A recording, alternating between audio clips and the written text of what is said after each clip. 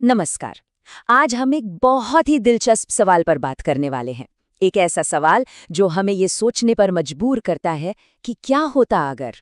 एक खास विश्लेषण के आधार पर हम ये जानने की कोशिश करेंगे कि अगर एक दशक पहले चीजें कुछ और होती तो आज क्या होता। तो सीधा सवाल ये है कि अगर 2014 में भारत की सियासी कहानी ने एक अलग मोड़ लिया होता तो आज का भारत कैसा दिखता। और देखिए, ये सिर्फ कोई हवाई बातें नहीं हैं। हम कुछ स्रोतों पर आधारित एक विश्लेषण को देख रहे हैं जिस काल्पनिक सिचुएशन की पड़ताल करता है। तो इस पूरी विश्लेषण में हम इन 6 खास एरियाज को एक एक करके देखेंगे। पॉलिटिक्स, इकोनॉमी, फॉरेन पॉलिसी से लेकर सोशल माहौल तक, ताकि ये समझ सकें कि भारत का रास्ता कितना अलग हो सकता था। तो चलिए सबसे पहले बात करते हैं राजनीति की, क्योंकि सबसे बड़ा और बुनियादी फर्क तो शायद सरकार के स्ट्रक्चर में ही देखने को मिलता। इस विश्लेषण का जो सबसे बड़ा पॉइंट है वो यही है कि एक पार्टी की मजबूत बहुमत वाली सरकार की जगह देश में शायद कोएलिशन यानी गठबंधन सरकारों का दौर चलता रहता। अब सुनने में ये शायद एक छोटा सा बदलाव लगे, लेकिन इसके असर बहुत गहरे होते। सरकार चलाने का पूरा तरीका ही बदल जाता। तो गठबंधन की राजनीति का मतलब क्या होता? इसका सीधा मतलब था कि नीतियां लागू होने में ज्यादा वक्त लगता। बड़े और बोल्ड फैसलों के लिए कई पार्टियों में एक राय बनाना पड़ता, जो अक्सर चीजों को धीमा कर देता है।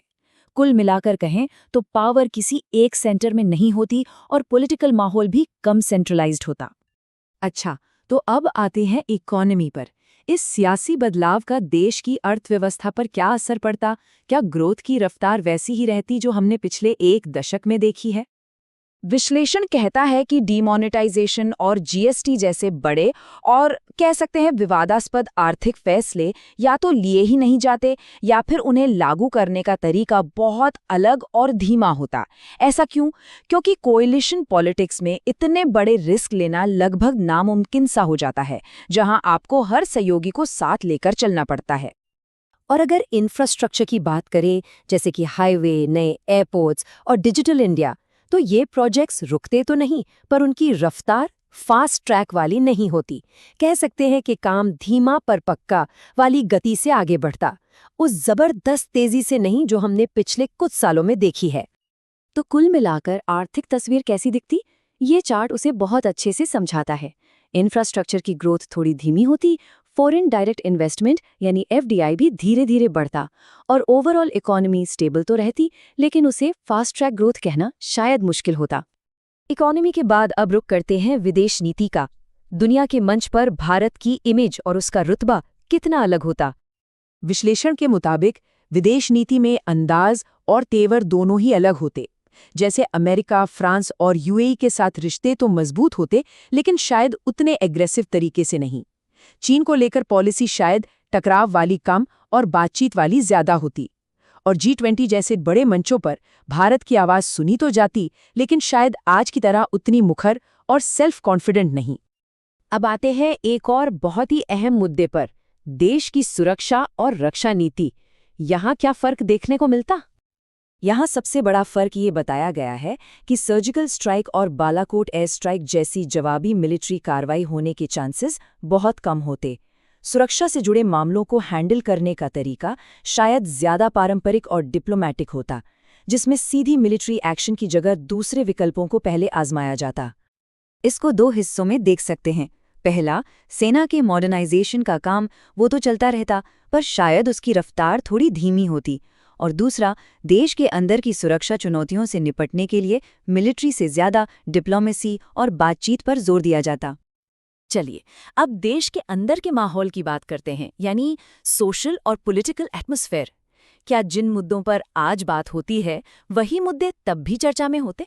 स्वच्छ भारत, यूपीआई रेवोल्यूशन, जन धन योजना, ये सब बड़े अभियान जो आज हम सब जानते हैं, या तो इनकी रफ्तार बहुत धीमी होती या फिर इनका रूप ही कुछ और होता।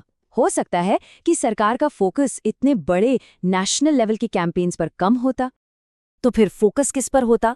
विश्लेषण के मुताबिक पॉलिटिकल डिबेट का सेंटर इमोशनल नेशनलिज्म से हटकर पारंपरिक वेलफेयर बेस्ड पॉलिटिक्स यानी कल्याणकारी राजनीति पर होता।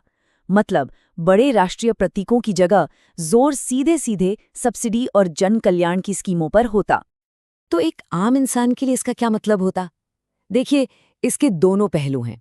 एक तरफ शायद राजनीतिक खींचतान कम होती और सब्सिडी वाली स्कीम्स ज्यादा मजबूत होती, लेकिन वहीं दूसरी तरफ इसका मतलब ये भी हो सकता था कि डिजिटल और इंफ्रास्ट्रक्चर की रफ्तार धीमी रहती और बड़े रिफॉर्म्स में और ज्यादा देरी होती। ये एक तरह का ट्रेड ऑफ होता। तो इन सभी पॉइंट्स को देखने के बाद हम आखिर में क्या कह सकते हैं? इस पूरे विश्लेषण का निचोड़ क्या है? सबसे पहली और सबसे बड़ी बात, रफ्तार अलग होती। हर चीज की रफ्तार, फैसले लेने की, नीतियां लागू करने की, बदलाव की, पेस में एक साफ फर्क होता। दूसरी बड़ी बात, प्राथमिकताएं अलग होती।